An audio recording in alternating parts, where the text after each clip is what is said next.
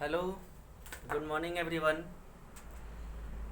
पिछले कुछ दिनों से आपका क्लास इसलिए बंद था ताकि हम देख रहे थे कि लॉकडाउन आगे बढ़ेगा या नहीं।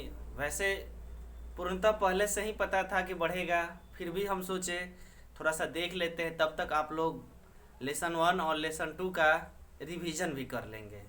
उम्मीद है कि आप लोग लेसन 1 और लेसन 2 दोनों का रिवीजन कर चुके होंगे, उसका कंप्लीट तैयारी कर चुके होंगे। तो आज पढ़ेंगे lesson 3, pair of linear equation in two variables. देखिए बोर्ड पे लिखा हुआ है pair of linear equations in two variables. Pair का मतलब होता है जोड़ा, मतलब दो। लीनियर इक्वेशन, लीनियर इक्वेशन का मतलब क्या होता है समझिए।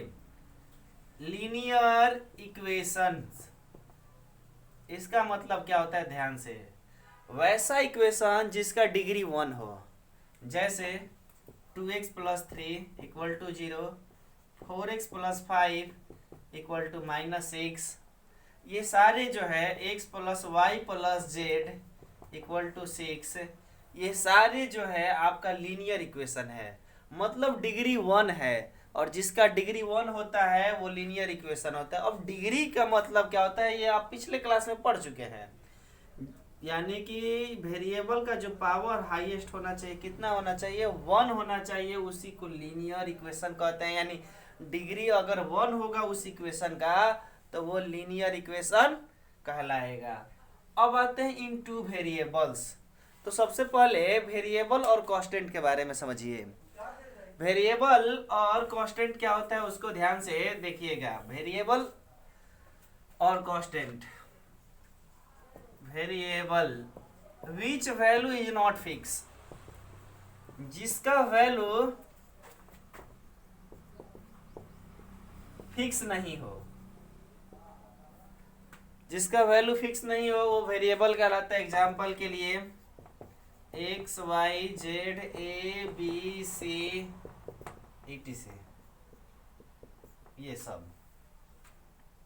यानी कि स्मॉल लेटर के जितने सारे वर्ड आते हैं वो वेरिएबल्स कहलाते हैं मैथमेटिक्स की भाषा में। अब आते हैं कांस्टेंट। कांस्टेंट का मतलब होता है which value is fix, which value is fixed, जिसका वैल्यू क्या हो, फिक्स हो। और जिसका वैल्यू फिक्स होगा वो वेरिएबल कांस्टेंट कहलाएगा। जैसे 1 2 3 4 5 ये सब जो है कांस्टेंट है। वेरिएबल्स का मान बदलते रहता है, उसका वैल्यू फिक्स नहीं होता है। जैसे x का मान कभी 1 भी आ सकता है, 2 भी आ सकता है, 4 भी आ सकता है, लेकिन कांस्टेंट का मान नहीं बदलता है। 1 1 ही रहेगा, 2 2 ही रहेगा।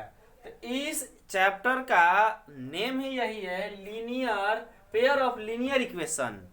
यानी लीनियर इक्वेशन होना चाहिए इन टू वेरिएबल्स, और दो वेरिएबल्स होना चाहिए उसमें। जैसे देखिए ध्यान से, x plus y equal to 6। देखिए पहले तो ये लीनियर इक्वेशन है और उसमें दो वेरिएबल भी है, a plus b, a minus b equal to 4।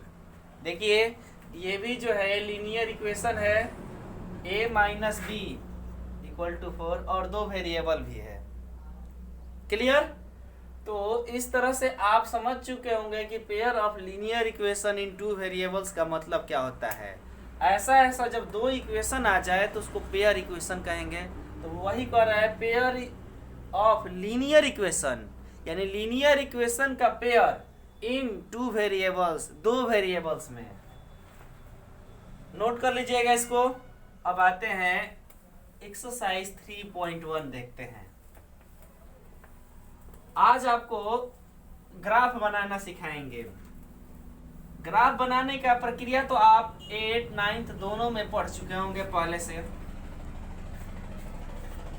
इसमें भी 3.1 में देखिए कह रहा है कि Aftab tales his daughter, Aftab ने अपनी पुत्री से कहा 7 years एगो, यानी आज से 7 साल पहले, I was 7 times as old as you.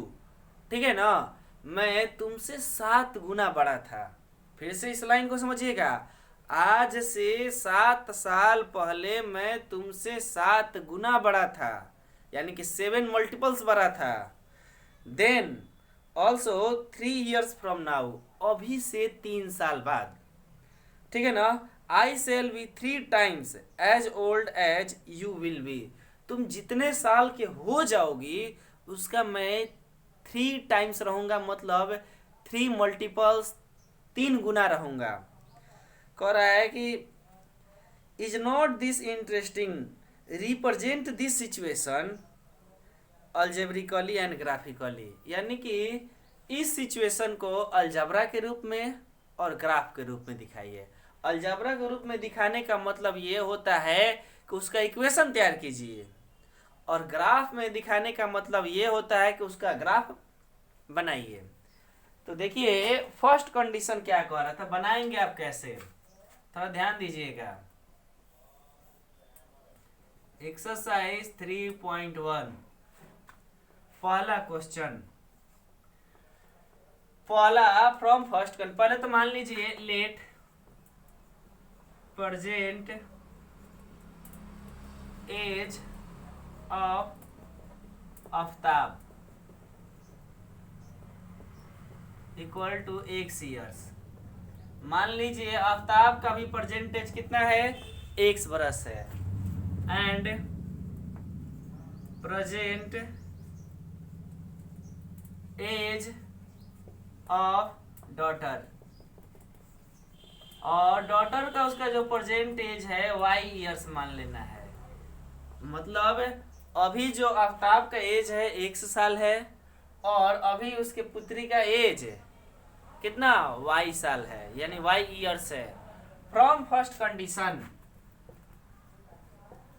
पहले कंडीशन से ध्यान दीजिएगा क्या कह रहा है। पहला कंडीशन यही कह रहा है कि आज से 7 साल पहले, तो पिताजी में भी 7 साल माइनस कीजिए, और इधर साइड में पुत्री में भी 7 साल माइनस कर दीजिए, ठीक है ना। आज से 7 साल पहले, देखिए ध्यान से, I was 7 times as old as you, मैं तुमसे 7 गुना बड़ा था, तो पुत्री में 7 से गुना हो जाएगा, तब जाके दोनों तरफ इक्वल होगा। यानी कि सबसे पहले तो आज से 7 साल पहले तो पिताजी में भी 7 साल माइनस किए और पुत्री में भी 7 साल माइनस किए। जितना अभी एज हो रहा है अभी से 7 साल पहले उससे 7 साल कम है ना होगा, तो दोनों तरफ माइनस किए। तो पिताजी जो थे पुत्री के उम्र का 7 times थे। अब देखिए ध्यान से, x - 7 इक्वल टू 7y - 49। थोड़ा ध्यान दीजिएगा, x - 7 इक्वल टू 7y - 49, इसको उधर लेके चलिए और इसको इधर ले आइए। x - 7y equal to -49 plus 7, यानी आ गया x - 7y equal to minus कितना आ जाएगा जी, 42। क्लियर हुआ? देख लीजिए, कह रहा था कि आफ्ताब का प्रेजेंट एज 1 साल है और उसके पुत्री का प्रेजेंट एज y साल है। अभी से 7 साल पहले ये जो उसके पुत्री, ये पिताजी जो थे उसके पुत्री का 7 times थे, तो पुत्री का 7 times करा दिए।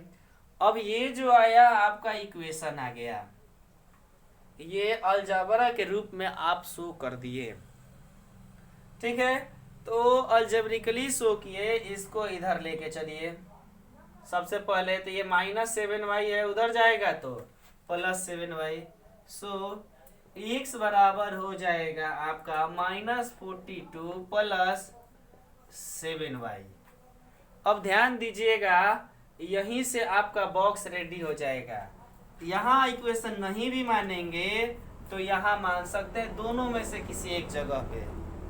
अब यहाँ से बॉक्स रेडी कीजिए, मतलब x और y का वैल्यू अलग अलग 2 निकालिए, ठीक है ना। चाहे तो आप 3 भी निकाल सकते हैं, लेकिन 2 पे भी काम चल सकता है। अब अपने मन से y का वैल्यू रखिए। जैसे हमने y बराबर 6 रखा, देखिए ध्यान से, इसमें y बराबर जैसे ही 6 रखे तो होगा क्या, थोड़ा ध्यान दीजिएगा। 7 इंटू 6 माइनस 42 प्लस 42 क्या आ गया, 0 आया। जैसे ही y के जगह पे 6 रखे x का वैल्यू 0 आ गया। एक और रख दे रहे हैं, y का वैल्यू इस बार 7 रख दे रहे हैं, तो ये भी क्या आ जाएगा, 7। आप अपने मन से 2 4 5 6 कुछ भी रख सकते हैं इसमें, इसमें किसी तरह की कोई परेशानी नहीं, कोई दिक्कत है नहीं होगा। तो हम पहले 6 रखे थे तो x का मान 0 आया, y का मान 7 रखे तो x का भी मान 7 आ गया। इस तरह से पहले इक्वेशन का बॉक्स रेडी हो गया। ध्यान से देखिएगा, इस तरह से एक और इक्वेशन आएगा। अभी दूसरा कंडीशन तो चले ही नहीं है, ये तो फर्स्ट कंडीशन चले हैं कि आज से 7 साल पहले ये जो पिताजी थे अपने पुत्री का 7 टाइम्स थे, ठीक है ना। और अभी से 7 साल बाद, 3 साल बाद वो दूसरा कंडीशन होगा। तो सबसे पहले इस कंडीशन को सॉल्व करेंगे। x माइनस 7 ये अंदर जाएगा, 7y माइनस 49 ये इधर चला गया, यानी 49 प्लस 7 यानी x minus 7y equal to minus 42। ये अलजबरा के रूप में शो कर दिए। चाहते तो एक आंसर ये भी हो जाता है इक्वेशन के रूप में। फिर यहाँ से ये माइनस में उधर जाएगा तो प्लस में। अब यहाँ से बारी बारी से y के जगह पे कुछ वैल्यू रखिए, x का मान आएगा, बॉक्स रेडी कर लीजिए। फ्रॉम सेकेंड कंडीशन, देखिए ध्यान से, पहले कंडीशन का ये बॉक्स है, सेकेंड कंडीशन का देखिए, इसको रखे रहिएगा।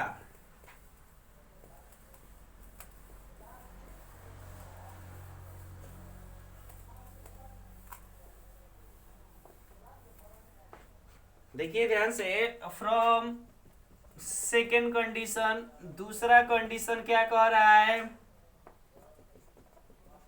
दूसरा कंडीशन यही कह रहा था कि अभी से 3 साल बाद, देखिए ध्यान से, 3 years from now I shall be 3 times as old as you will be, यानी कि अभी से 3 साल बाद मैं तुमसे 3 गुना बड़ा रहूंगा। तो देखिए पिताजी का परसेंटेज x था, पुत्री का परसेंटेज y था। 3 साल बाद यानी 3 दोनों में प्लस कर दिए। ये जो पिताजी थे पुत्री का 3 टाइम्स थे, तो 3 से मल्टीप्लाई। देखिए ध्यान से, x plus 3 equal to 3y plus 9, ठीक है ना। इसको इधर ले आइए, उसको इधर, तो x minus 3y equal to 9 minus 3, यानी कि x minus 3y equal to 6। एक ये भी आंसर हो जाएगा, ठीक है ना। अब इसको उधर लेके चलिए, सो x बराबर हो जाएगा 6 प्लस में 3y, होगा ना। देखिए ध्यान से, x बराबर हो गया 6 प्लस 3y, इसको इक्वेशन 2 मान लीजिए, जैसे उसको 1 माने थे। इसका बॉक्स यहाँ बना रहे हैं, देखिएगा ध्यान से, यहाँ से बॉक्स बनाना रेडी किए। एक्स वाई दो वैल्यू रखेंगे। सबसे पहले एक काम करते हैं, y का वैल्यू 0 रखते हैं, तो 0 में 3 से मल्टीप्लाई होगा। यहाँ पे देखिए इसमें 0 रखना है, यानी कि देखिए 6 प्लस 3 इंटू 0, तो ये 0 हो जाएगा, क्या बचेगा 6।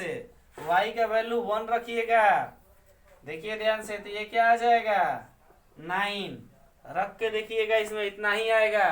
दोनों जब बॉक्स रेडी हो जाए, आप कॉपी पे क्या कीजिएगा, बीच में ऐसे लाइन खींचिएगा, एक इक्वेशन बनाइएगा, उसका आपका बॉक्स एक तरफ, दूसरा इक्वेशन बनाइएगा, उसका बॉक्स एक तरफ है, और इधर साइड में ग्राफ का पेज होगा, उस पर ग्राफ बना दीजिएगा। कैसे बनाइएगा, सबसे पहले तो ग्राफ का कॉपी होना चाहिए। ध्यान से देखिए, बीच से जो उधर साइड ग्राफ को पेज को छोड़ के उधर साइड में जो व्हाइट पेज होता है, लाइन खींचिएगा, एक तरफ एक इक्वेशन लिख के उसका बॉक्स रेडी कीजिएगा, दूसरे तरफ दूसरा इक्वेशन लिख के उसका बॉक्स रेडी कीजिएगा। ठीक है, जब दोनों रेडी हो जाए तो ग्राफ बनाना शुरू कीजिएगा। ग्राफ कैसे बनेगा ध्यान दीजिएगा।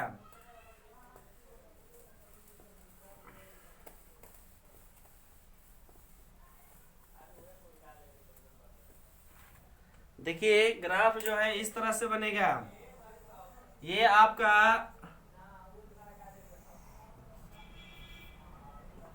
एक्स एक्सिस है, ये वाई एक्सिस है। इधर यहाँ ओरिजिन होता है 0 0। सबसे पहले तो एक्स में 9 तक गया है, तो इसको और भी आगे लेके चले जाइए। देखिए ध्यान से, 1 2 3 4 5 6 7 8 9, यहाँ तक हुआ, ध्यान दीजिएगा।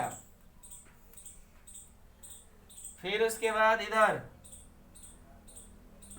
1 2 3 4 5 6 7, इधर -1 -2 -3 -4 -5, -1 -2 -3 -4 -5। इस तरह से आपका ग्राफ पेज पे तैयार कर लीजिएगा। अब पहला इक्वेशन देखिए, 0 और 6, y का वैल्यू और ये x का वैल्यू, y का वैल्यू 6 यहाँ होगा 0 6। देखिए जब भी y 0 है, x 0 है तो y एक्सिस पे होगा, यदि y 0 होता तो x एक्सिस पे होता। यहाँ 0 6 है। 7 7, देखिए इसका 7 और इसका 7 इधर आ जाएगा। इन दोनों को सीधा पेंसिल रखिएगा, सॉरी सीधा स्केल रखिएगा और ऐसे मिला दीजिएगा। इन दोनों का यहाँ लिख दीजिएगा जो कोऑर्डिनेट है 0 6, ये है 7 7। अब इसका पहला का इक्वेशन यहाँ लिखते रहे, क्या था, तो x = -42 + 7y। पहले इक्वेशन का ग्राफ तैयार हो गया। फिर 6 0 है, x का वैल्यू 6 है, y का वैल्यू 0, यानी यहाँ होगा, ठीक है ना। फिर 9 1 है, 9 1 है, यहाँ होगा। इसको बना दीजिएगा, मिलाइएगा इससे सीधा।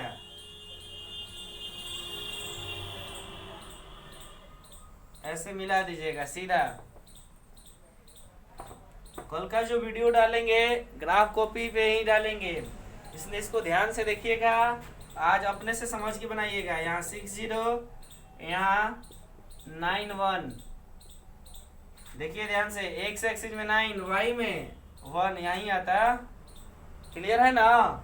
ये किसका ग्राफ है, किस इक्वेशन का, मिटा दिए हैं। यहाँ जो दूसरा इक्वेशन होगा उसी को लिख दीजिएगा, ठीक ना।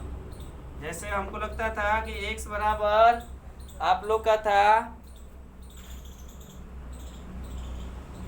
6 + 3y, यही इक्वेशन था ना, इसको लिख दीजिएगा। इस तरह से आपका एक्सरसाइज 3.1 का फर्स्ट क्वेश्चन समाप्त हुआ। उम्मीद है आपको समझ में आया होगा। अगर नहीं समझ में आया होगा तो 2-3 बार देखिएगा। उसके बावजूद समझ में ना आए तो इस नंबर पे वीडियो कॉल कीजिएगा, समझा दिया जाएगा। धन्यवाद।